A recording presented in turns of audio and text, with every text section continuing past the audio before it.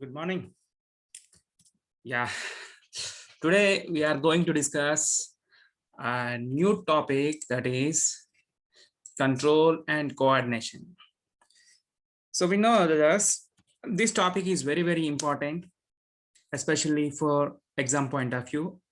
And meanwhile, it gives a lot of information to understand how the organisms, means both plants and the animals, to lead their life in order to react to the surroundings. ఈ topic లో మనం నేర్చుకోబోయేది ఏంటంటే ఈ control and coordination. అంటే జీవుల్లో ఈ యొక్క control మరియు ఈ యొక్క కోఆర్డినేషన్ అనేది ఎలా జరుగుతుంది అనేది మనం ఈ యొక్క లెసన్ లో మనం నేర్చుకోబోతున్నాం. అండ్ మోర్ ఓవర్ ఈ లెసన్ నుంచి మనకి maximum questions exam point of వ్యూలో వచ్చే ఛాన్స్ ఉంది. Okay, so let's start our new topic, control and coordination. Yes, so here we are in this lecture we learn about the control and coordination in animals. Okay, so before we are going to discuss about the control and the coordination, so how the organisms can respond to the surroundings. అంటే మన పరిసరాల్లో వచ్చే మార్పులకి ఈ యొక్క organisms అంటే ప్రతి జీవి కూడా ఎలా ప్రతిస్పందిస్తుంది ఆ విషయం మనం ముందు నేర్చుకోవాలి. సో ఇక్కడ మనం అబ్జర్వ్ చేసుకుంటే ఈ కంట్రోల్ అండ్ కోఆర్డినేషన్ అనేది ఇది ఒక బేసిక్ లైఫ్ ప్రాసెస్ గా మనం కన్సిడర్ చేస్తున్నాం. అసలు ఎందుకు బేసిక్ లైఫ్ ప్రాసెస్ అని అన్నాం దీన్ని? సో ఎందుకంటే రీజన్ వచ్చేసరికి ఏంటంటే మనకి తెలుసు ఈ ప్రతి ఆర్గానిజం కూడా నేచర్లో వచ్చే ప్రతి చేంజెస్కి ఇది రెస్పాండ్ అవుతుంది. సో ఎలా రెస్పాండ్ అవుతుంది? రెస్పాండ్ కాకపోతే వచ్చే ప్రాబ్లం ఏంటి? అసలు రెస్పాండ్ కాకపోతే ఈ సరౌండింగ్స్లో వచ్చే ఈ చేంజెస్ని, ఫర్ ఎగ్జాంపుల్ ఇరిటేబుల్ రియాక్షన్స్ అని అంటాం. సో ఈ ఇరిటేబుల్ రియాక్షన్స్లో ఆర్గానిజం అనేది కరెక్ట్గా రెస్పాండ్ కాకపోతే ఏం జరుగుతుంది? ఆర్గానిజం అనేది ప్రమాదంలో పడే అవకాశం ఉంటుంది. Okay, so means every organisms can respond towards the surrounding or environmental changes. Okay, so those are called irritable reactions. For suppose if the organism may not respond to the changes, so here what happened? The organism may be in danger.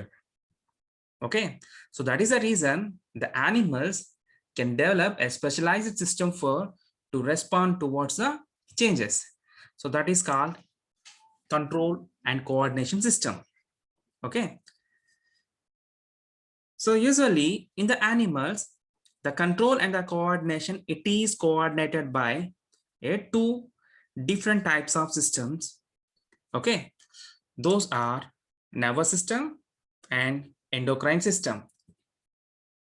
So జంతువుల్లో ఈ control అంటే నియంత్రణ మరియు సమన్వయాన్ని నిర్వహించడానికి గాను రెండు రకాల ప్రత్యేకమైన వ్యవస్థలు అనేవి ఉన్నాయి. అందులో మొట్టమొదటిది వచ్చేసరికి నర్వస్ సిస్టమ్, రెండోది endocrine system. So the nervous system it mainly participates in nervous coordination. అంటే ఈ నర్వస్ కోఆర్డినేషన్తో ఈ నర్వస్ సిస్టమ్ అనేది పనిచేస్తుంది. ఇంకా రెండో సిస్టమ్ వచ్చేసరికి endocrine system. So the endocrine system, which mainly coordinates the organism internal parts, means internal tissues and muscles by some chemicals. That is called chemical coordination. Okay. Moving is a complex process and it is an effort of several systems working together like muscular system, nervous system and circulatory system. So ఇప్పుడు for example మనం ఒక ఉదాహరణ తీసుకుందాం. కదలిక, జీవుల్లో కదలిక అనేది ఒక సంక్లిష్టమైన పని. సో ఈ యొక్క పని అంటే ఇప్పుడు చలనం అనేది జరగాలంటే లేదా కదలిక అనేది జరగాలంటే జీవుల్లో అనేక రకాలైన సిస్టమ్స్ అంటే మిగతా వివిధ రకాలైన వ్యవస్థలు కూడా అంటే కణజాల వ్యవస్థలు కూడా దీనిలో పార్టిసిపేట్ చేస్తాయి. అంటే మనం సాధారణంగా అబ్జర్వ్ చేసుకుంటే కండర వ్యవస్థ అంటే మస్కులర్ సిస్టమ్ కానీ, నర్వస్ సిస్టమ్ కానీ, ఈవెన్ ద సర్క్యులేటరీ సిస్టమ్ ప్రసరణ వ్యవస్థ కూడా ఒక జీవి తన యొక్క దైనందిన కార్యక్రమాలు చేసుకోవడానికి ఇది చాలా అవసరం. Okay, so that is the reason moving is a complex process and it is an effort of several systems working together like muscular system, nervous system and circulatory system. So now we are going to learn about the nervous coordination. అసలు ఈ nervous coordination ఎలా జరుగుతుందో మనం దీని గురించి నేర్చుకుందాం. In the nervous coordination, two actions are involved, mainly stimulus and response. అంటే ఈ యొక్క నాడీ వ్యవస్థలో చూసుకుంటే, అంటే నర్వస్ కోఆర్డినేషన్ అంటే నాడుల ద్వారా జరిగే సమన్వయం మనం అబ్జర్వ్ చేసుకుంటే, ఇక్కడ రెండు క్రియలు అనేవి అంటే టూ యాక్షన్స్ అనేవి మెయిన్ గా ఇన్వాల్వ్ అవుతాయి. ఏంటవి? Stimulus and response. స్టిమ్యులస్ మరియు రెస్పాన్స్. సో స్టిమ్యులస్ అంటే ఏంటి? What is the meaning of stimuli? So the changes which occur outside of the body and effects on sense organs or particular tissues is called stimuli. So environmental lo వచ్చే changes, not only environmental, even మన బాడీలో వచ్చే changes కూడా ఏం జరుగుతున్నాయంటే అక్కడ ఉండే particular organ system కానీ, లేదంటే పర్టికులర్ మస్కులర్ టిష్యూస్ కానీ, ఓకే, లేదా ఫర్ ఎగ్జాంపుల్ బయట నుంచి వచ్చే అంటే ఎన్విరాన్మెంటల్ చేంజెస్ అనేవి ఆ యొక్క ఎన్విరాన్మెంటల్ చేంజెస్ ని మన బాడీలో ఉండే సెన్స్ ఆర్గాన్స్, ఈ యొక్క సెన్స్ ఆర్గాన్స్ అనేవి రిసీవ్ చేసుకొని సో వాటికి రెస్పాండ్ అయితే దాన్ని ఏమంటామంటే స్టిమ్యులై అంటారు. whereas response, the reactions that shows our body for stimuli is called response. అంటే ఇప్పుడు పరిసరాల్లో వచ్చే మార్పులు అంటే మన చుట్టూ ఉండే ఎన్విరాన్మెంట్ లో వచ్చే చేంజెస్ అనేవి ఏం చేస్తున్నాయి? మన యొక్క బాడీలో కొన్ని మార్పులకు గురి చేస్తున్నాయి. ఓకే, ఫర్ ఎగ్జాంపుల్ ఇప్పుడు మీరు ఏదైనా ఒక వేడి వస్తువుని తాకారు అనుకోండి. సో తాకేటప్పుడు ఏం జరుగుతుంది?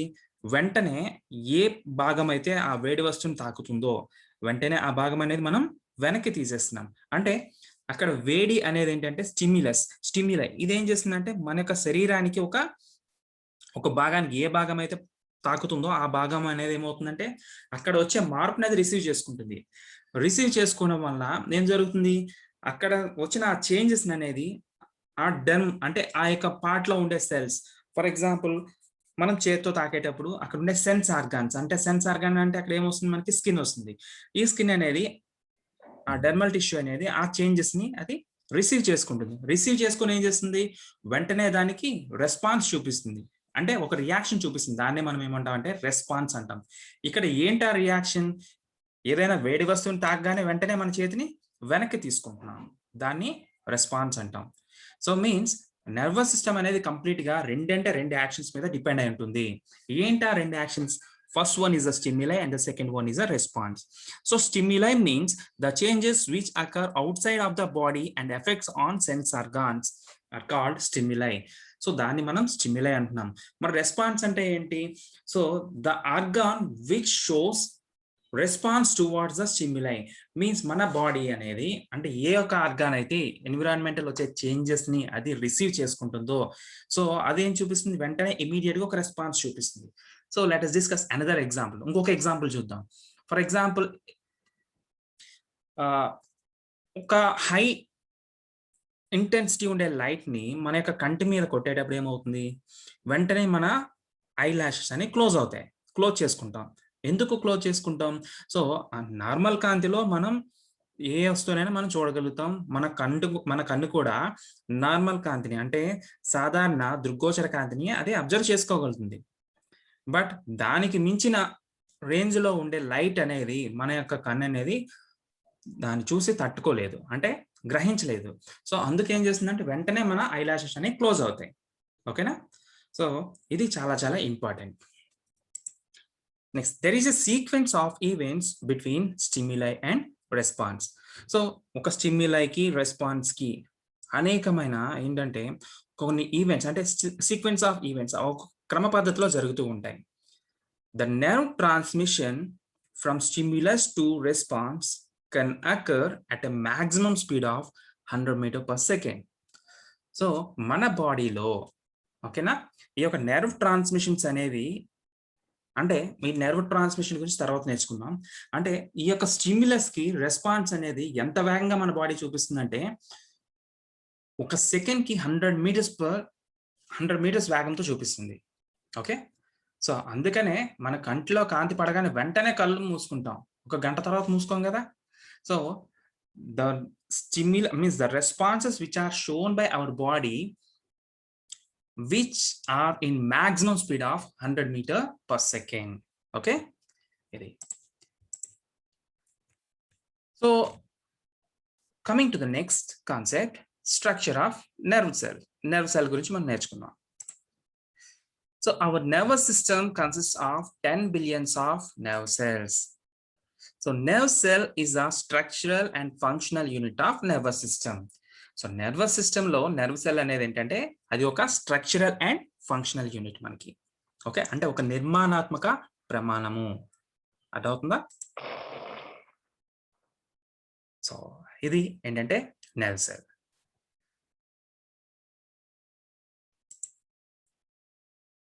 ఈ డయాగ్రామ్ మనం అబ్జర్వ్ చేస్తే each nerve cell consist of cell body with nucleus. So ఇక్కడ ఉండే ఈ యొక్క పార్ట్ ని ఓకేనా దీన్ని ఏమంటాం అంటే మనం సెల్ బాడీ అంటాం. సో ప్రతి నర్వ్ సెల్ కి ఒక సెల్ బాడీ అనేది ఉంటుంది. ఇంకా ఏంటంటే it having a prominence nucleus. దీనికి ఇక్కడ చూసుకుంటే మనకి ఒక పెద్ద న్యూక్లియస్ అనేది కూడా మనకి ఉంటుంది. ఓకే, ఈ సెల్ బాడీనే ఇంకా ఏమంటారంటే పెరికార్డియా అని కూడా అంటారు. ఓకేనా, cell body it is also called as a pericardia or also called cyton. దీన్ని సైటాన్ మరియు పెరికార్డియా అని కూడా అంటాం సెల్ బాడీని. ఓకేనా, ఈ డయాగ్రామ్ లో మనం అబ్జర్వ్ చేసుకుంటే సెల్ బాడీ నుంచి బయటికి కొన్ని ప్రొజెక్షన్స్ అంటే రూట్స్ లాగా వచ్చిన నిర్మాణాలు ఉన్నాయి. ఓకేనా, so the outer projections which are coming from the cell body, so those are called as dendroids. So means dendroids are the shortest projections which are coming from the cell body, whereas the longest projections here we are also observed in the diagram the longest projection that is called axon. అంటే cell body నుంచి opposite direction లో రెండు రకాలైన projections అనేవి బయటకు వస్తాయి, అంటే నిర్మాణాలు అనేవి బయటకు వస్తున్నాయి. ఇవి పొట్టిగా ఉండే నిర్మాణాలను ఏమంటామంటే అంటే షార్టెస్ట్ నిర్మాణాలను ఏమంటామంటే డెండ్రాయిడ్స్ అంటాము. అదే సెల్ బాడీ నుంచి లాంగ్ సిలిండ్రికల్ ప్రొజెక్షన్ వస్తే దాన్ని యాక్సాన్ అంటారు. సో ఈ డయాగ్రామ్ లో మనం క్లియర్ గా అబ్జర్వ్ చేసుకోవచ్చు. సైటాన్ నుంచి మనకి షార్ట్ ఎడ్జెస్ ఉండే ప్రొజెక్షన్స్ వచ్చాయి కదా, వీటిని మనం డెండ్రాయిడ్స్ అంటాం. అదే లాంగ్ అండ్ సిలిండ్రికల్ ట్యూబ్ వంటి నిర్మాణం చూసారు ఇది, సో దీన్ని ఏమంటారంటే యాక్సాన్ అంటారు. Okay, the axon is covered with myelin sheath. Diagram లో మనం అబ్జర్వ్ చేస్తే ఈ బ్లూ కలర్ లైన్స్ ఉన్నాయి చూసారా, వీటిని ఏమంటారంటే మైలిన్ షీత్ అంటారు. Okay, the axon it is covered with myelin sheath, whereas the dendroids doesn't have this type of coverings. dendroids కి ఇలాంటి కవరింగ్ అనేది మనకి కనబడదు. అదే యాక్సాన్ కి అయితే మనకి మైలిన్ షీత్ అనేది ఉంటుంది. Okay, so usually the myelin sheath is made up of Schwann cells. So myelin sheath దేంతో తయారవుతుందంటే Schwann cell తో తయారవుతుంది. Okay, the sheath is interrupted at regular intervals called nodes of Ranvier. So ఈ sheet ఒకసారి diagram observe చేసుకుంటే ఈ myelin sheath కి మధ్య మధ్యలో చూడండి గ్యాప్స్ అనేవి కనిపిస్తుంది కదా, సో వీటిని ఏమంటారంటే నోడ్స్ ఆఫ్ రణ్వీర్ అని అంటారు. ఓకేనా,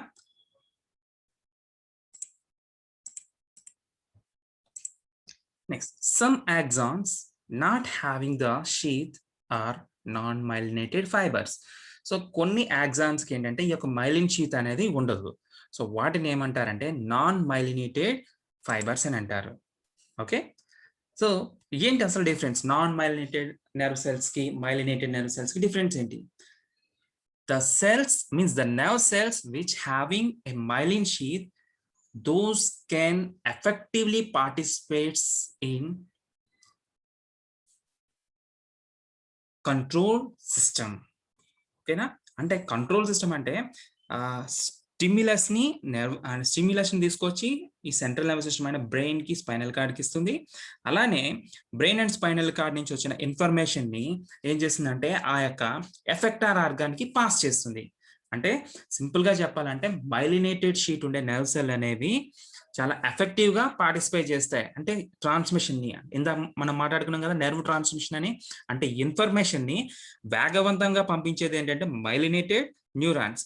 వెరస్ నాన్ మైలినేటెడ్ న్యూరాన్స్ అంత ఎఫెక్టివ్గా అంటే 100 మీటర్/సెకండ్ అంత వేగంగా పంపించలేవు. ఓకేనా? ఎందుకు పంపించలేవు రీజన్ ఏంటంటే, so means usually the nerve impulse it generates from the cell body and it transfers through axon to the another neuron or adjacent or effector organs.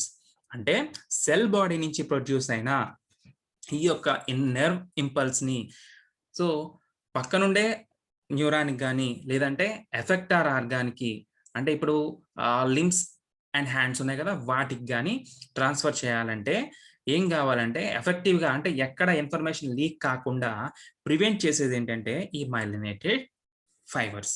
Okay, the cell body lies in brain and spinal cord. So యూజువల్గా ఈ యొక్క cell body అనేది మనకి బ్రెయిన్లోని మరియు spinal కార్డ్లోని ఉంటుంది. Okay, so then coming to the next one, synapse. Synapse అంటే ఏంటి? So synapse is the functional region of contact between two neurons. Okay, so ఇదేంటంటే ఇది నెర్వ్ ఎండింగ్. ఈ నెర్వ్ ఎండింగ్ ఇది వచ్చేసరికి ఇంకొక న్యూరాన్. దా చెప్పుకున్నాం కదా సెల్ బాడీలో ప్రొడ్యూస్ అయ్యే ఇంపల్స్ అనేది యాక్సాన్ నుంచి ఎండ్ అయ్యి ఎక్కడికి వస్తుంది అంటే నెర్వ్ టెర్మినల్స్ దగ్గరికి వస్తుంది. సో ఈ నెర్వ్ టెర్మినల్స్ నుంచి ఈ ఇన్ఫర్మేషన్ అనేది పక్కనుండే న్యూరాన్స్ కానీ లేదంటే మజిల్ టిష్యూస్ కానీ ట్రాన్స్ఫర్ చేయాలి. ఎలా ట్రాన్స్ఫర్ చేస్తుందంటే, so a functional region which is present between the two adjacent neurons, okay, where the information can be transmitted from one neuron to another neuron. So ఒక neuron నుంచి ఇంకొక న్యూరాన్కి information pass అయ్యే ప్లేస్లో ఏంటంటే connection అనేది ఉండదు, అక్కడ కొంత గ్యాప్ అనేది ఉంటుంది. ఆ గ్యాప్నే మనం ఏమంటామంటే ఫంక్షనల్ స్పేస్ అని అంటాం. అంటే ఈ యొక్క ఫంక్షనల్ స్పేస్లో ఏం జరుగుతుందంటే ఒక న్యూరాన్ అంటే ఫర్ ఎగ్జాంపుల్ సెన్స్ ఆర్గాన్ నుంచి ఆ యొక్క స్టిమ్యులైని రిసీవ్ చేసుకున్న న్యూరాన్ ఇన్ఫర్మేషన్ ని పాస్ చేస్తుంది. ఎలా పాస్ చేస్తుంది? In the form of nerve impulse form లో పాస్ చేస్తుంది. అలా పాస్ అయిన ఇన్ఫర్మేషన్ అనేది అంటే దాన్ని ఏమంటాం ఎలక్ట్రికల్ కరెంట్ అంటాం. సో ఈ కరెంట్ అనేది ఆ సెల్ బాడీ నుంచి towards the axon ద్వారా పాస్ అవుతూ axon ends with a tapering and called nerve terminals. అంటే ప్రతి axon కూడా కొన్ని వేళ్ల వంటి వ్యవస్థతో ఎండ్ అవుతుంది, దాన్నే నెర్వ్ టెర్మినల్స్ అంటాం. So each nerve terminal having, so this is the vesicle. So this vesicle called synaptic vesicle. ఇది ఒక సినాప్టిక్ వెసికల్. ఈ సినాప్టిక్ వెసికల్ ఏం చేస్తుంది? So whenever it receives the information from cell body నుంచి information receive చేసుకునేటప్పుడు, so here these synaptic vesicles can activated and releases some chemicals. ఇది activate అయ్యి ఏం చేస్తుందంటే కొన్ని కెమికల్స్ ని రిలీజ్ చేస్తుంది. సో వాటినే న్యూరో ట్రాన్స్మిటర్స్ అంటారు. ఓకే, సో ఈ యొక్క న్యూరో ట్రాన్స్మిటర్ ఇప్పుడు ఏమవుతుందంటే ఈ సినాప్టిక్ వెసికల్ నుంచి బయటికి సెక్రియేషన్ అనేది జరుగుతుంది. Okay, so the information is in the form of chemical or electrical signals or both. ఈ యొక్క ఇన్ఫర్మేషన్ ఎలా పాస్ అవుతుందంటే మన బాడీలో ఐదర్ కెమికల్స్ ఫామ్ లో కానీ లేదంటే ఎలక్ట్రికల్ సిగ్నల్ ఫామ్ లో కానీ ట్రాన్స్ఫర్ అనేది జరుగుతుంది. Okay, so these chemicals are called neurotransmitters. ఈ కెమికల్స్ నే న్యూరో ట్రాన్స్మిటర్స్ అని అంటారు. సో వన్స్ ఇలా న్యూరో ట్రాన్స్మిటర్ అనేది ఈ నెర్వ్ టెర్మినల్స్ నుంచి పక్కనుండే అడ్జసెంట్ న్యూరాన్ కి ట్రాన్స్ఫర్ అవుతుంది. Sometimes these nerve terminals can attach to the effector organs. So ఇందాక మనం చెప్పుకున్నట్టు వేడి వస్తువుని తాకేటప్పుడు అక్కడ మనకి ఏంటంటే డెర్మల్ టిష్యూస్ లో ఉండే సెల్స్ అనేవి ఇన్ఫర్మేషన్ పాస్ చేస్తున్నాయి. అట్ ద సేమ్ టైం వచ్చిన ఇన్ఫర్మేషన్ కి రెస్పాన్స్ చూపిస్తుంది మన బాడీ. ఎలా రెస్పాన్స్ చూపిస్తుంది? మనం హ్యాండ్ ని బ్యాక్ రిమూవ్ చేస్తున్నాం. ఈ రిమూవ్ చేసే ఈ యొక్క ఇన్ఫర్మేషన్ హ్యాండ్ కి ఎలా వస్తుందంటే because of either neuro transmitters ద్వారా కానీ లేదా ఎలక్ట్రికల్ సిగ్నల్స్ ద్వారా కానీ జరుగుతుంది. Okay, so this is the importance of the synapse. So once again I will explain synapse. What is the synapse? Synapse is a functional region of contact between two neurons where information can be transmitted from one neuron to the another neuron. Usually this information is transferred in the form of chemicals or electrical signals. Okay, so this is about the synapse. Then next concept is types of nerves. Okay, so far we covered about the structure of neuron. ఇంతవరకు మనం neuron structure ని మనం నేర్చుకున్నాం. So ఇప్పుడు nerves గురించి నేర్చుకుందాం. Okay, so according to Gallen's research on patient having suffered a blow on the neck, the nerves are two types: nerves of sensation and nerves of action. So Gallen's అనే scientist చేసిన different experiments base చేసుకొని మన బాడీలో ఉండే nerves అనేవి two types గా తను divide చేశాడు. వాటినే nerves of sensation and nerves of action అని అంటారు. So what is the meaning of nerve? nerve అంటే ఏంటి? The bundle of axons which are enclosed to a connective sheet is called nerve. అంటే so ఈ యొక్క axons అన్ని కూడా ఒక బండిల్ అంటే కొన్ని సమూహాలుగా ఇవన్నీ కలిపి ఏమవుతాయంటే ఒక కనెక్టివ్ షీట్ అంటే ఒక లేయర్ కి కనెక్ట్ అయ్యి అంటే ఒక లేయర్ చేత ర్యాపింగ్ జరిగి అంటే చుట్టబడి మనకి నెర్వ్స్ ని ఫామ్ చేస్తుంది. ఓకే, సో దాన్నే నెర్వ్ అని అంటారు. సాధారణంగా nerves are two types according to the Gallen's, but basically in our body we will find three types of nerves. Okay, so Gallen's ని బేస్ చేసుకుంటే ప్రకారం మనకి రెండు రకాల నెర్వ్స్ ఉంటాయని చెప్పాడు. సాధారణంగా మన శరీరంలో మూడు రకాల నెర్వ్స్ అనేవి ఉంటాయి. సో అవేంటో ఒకసారి చూద్దాం. afferent or sensory nerves. Afferent or sensory nerves. So means these carry messages from sense organs to spinal cord or brain. So this is the sensory nerve. ఇది మనకి సెన్సరీ నెర్వ్. ఇది ఏం చేస్తుంది యాక్చువల్ గా? It carries the information from receptor cell. ఇది receptor cell అంటే మన sense organ. అక్కడి నుంచి ఇది ఏం చేస్తుందంటే ఇన్ఫర్మేషన్ తీసుకొస్తుంది. తీసుకొచ్చి ఎక్కడికి క్యారీ చేస్తుంది? సో స్పైనల్ కార్డ్ లేదా బ్రెయిన్ కి ఇది క్యారీ చేస్తుంది. ఓకేనా? అంటే సెన్సరీ న్యూరాన్స్ ఏం చేస్తాయంటే సెన్సరీ నెర్వ్స్ ఏం చేస్తాయంటే మనకి so which carries the information from the sense organs. In other words we can say that it receives the stimuli from the sense organ నుంచి స్టిమ్యులైని తీసుకొస్తుంది. తీసుకొని ఏం అవుతుందంటే it responds to the stimuli. ఆ స్టిమ్యులైకి ఇది రెస్పాండ్ అవుతుంది. ఓకే, సో దాన్ని afferent are sensory nerve అని అంటారు. ఓకే, సో ఇదేం చేస్తుందంటే సెన్స్ ఆర్గాన్స్ నుంచి ఇన్ఫర్మేషన్ ని స్పైనల్ కార్డ్ కానీ బ్రెయిన్ కి కానీ క్యారీ చేస్తుంది. Next efferent are motor nerves which carries the message from brain to spinal cord to body parts. So ఈ సెన్సరీ న్యూరాన్ నుంచి వచ్చిన ఇన్ఫర్మేషన్ అనేది బ్రెయిన్ కి స్పైనల్ కార్డ్ కి రిసీవ్ అవుతుంది. అక్కడ ఏం జరుగుతుందంటే ఈ బ్రెయిన్ నుంచి ఇన్ఫర్మేషన్ లేదా స్పైనల్ కార్డ్ నుంచి వచ్చే ఇన్ఫర్మేషన్ ఎఫెక్టార్ ఆర్గాన్స్ కి రీచ్ అవుతుంది. ఎలా రీచ్ అవుతుంది? మోటార్ నెర్వ్స్ ద్వారా. అంటే ఈ మోటార్ నెర్వ్స్ ఏం చేస్తాయంటే brain and spinal cord decode చేసిన ఆ యొక్క స్టిమ్యులస్ ని దానికి అనుగుణంగా ఒక రెస్పాన్స్ ని క్రియేట్ చేస్తుంది. ఆ రెస్పాన్స్ ఏమవుతుందంటే మన బాడీలో ఉండే ఈ యొక్క ఎఫెక్టార్ ఆర్గాన్స్ కి అంటే ఏ పార్ట్ అయితే రెస్పాండ్ అవుతుందో స్టిమ్యులస్ కి అక్కడికి ఇన్ఫర్మేషన్ ని క్యారీ చేస్తుంది. Okay, so that is about motor nerve. Next association nerve. The nerves which link together afferent and efferent nerves. So వీటిని ఏమంటారంటే అసోసియేషన్ నెర్వ్స్ అని అంటారు. ఇవి ఏం చేస్తాయంటే ఈ సెన్సరీ నెర్వ్ కి మరియు మోటార్ నెర్వ్ కి రెండింటికి మధ్యన ఏంటంటే ఒక ఇంటర్లింకింగ్ గా ఉంటాయి. సో వాటిని అసోసియేటెడ్ ఆర్ రిలే నెర్వ్స్ అని అంటారు. సో మీన్స్ ఏంటంటే సెన్సరీ ఆర్గాన్ నుంచి వచ్చే ఇన్ఫర్మేషన్ బ్రెయిన్ కి రిసీవ్ అవ్వాలా లేదా స్పైనల్ కార్డ్ కి రిసీవ్ అవ్వాలా. సో వీటి రిసీవ్ అయిన తర్వాత యాక్చువల్ గా డైరెక్ట్ గా బ్రెయిన్ రిసీవ్ చేసుకోదు. మధ్యలో ఉండే ఈ యొక్క రిలే న్యూరాన్స్ అనేవి దాన్ని రిసీవ్ చేసుకుంటుంది ఆ ఇన్ఫర్మేషన్ ని. So at the same time receive చేసుకున్న ఇన్ఫర్మేషన్ ని బ్రెయిన్ కి స్పైనల్ కార్డ్ కి పంపిస్తుంది. అక్కడి నుంచి వచ్చిన రెస్పాన్స్ అనేది మళ్ళీ డైరెక్ట్గా ఈ మోటార్ నెర్వ్స్కి వెళ్ళదు. ఈ ఇన్ఫర్మేషన్ డైరెక్ట్గా మళ్ళీ దేనికంటే త్రూ రిలే న్యూరాన్స్ ద్వారా మోటార్ నెర్వ్స్కి వస్తుంది.